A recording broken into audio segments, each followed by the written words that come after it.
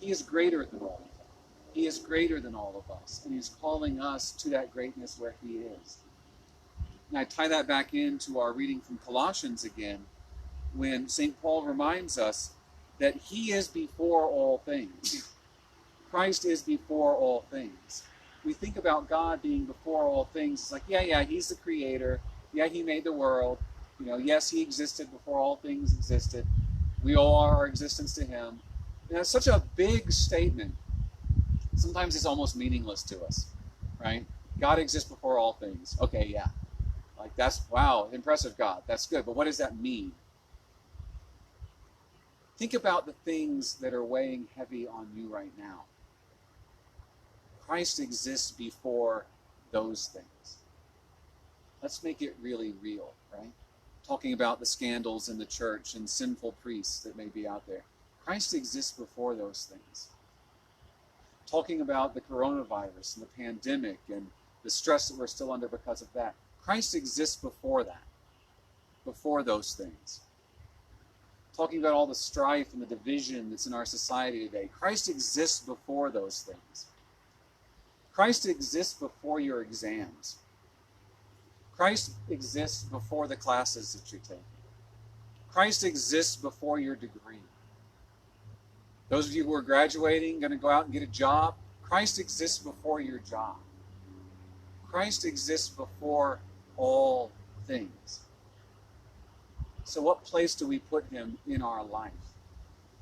Do we put him before all things in our life?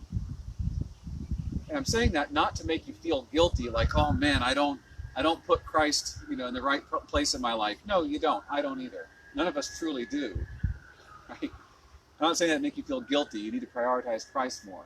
You do. You need to prioritize Christ more. But don't feel guilty about that. I'm saying that to give you hope. Because what happens if you do prioritize Christ, if you put Christ before all things, then guess what place that puts all those other things? Number 2 or lower. Right? Your exams are not the most important thing in your life. Might feel like it at the moment, but it's not. The class that you're struggling with, it's not the most important thing in your life. The issues you might be having with friends, family members, not the most important thing in your life. Whether you get a job after you graduate or not the most important thing in your life. These are important things. I'm not saying they're not important things. But Christ exists before all things. If you give him priority in your life, if you prioritize your relationship with Christ, getting to know Christ, spending that quiet time in prayer with Christ, then no matter what else you've got to do during the day, you'll know you'll have taken care of that number 1 priority. You'll have put him before all things. Christ exists before all things. Let that be your mantra this week as you're studying for your exams and you're finishing things up. When you're getting frustrated, you're getting tired, you're doing whatever, just say to yourself, Christ exists before this. Right? Christ exists before this thing that I'm struggling with.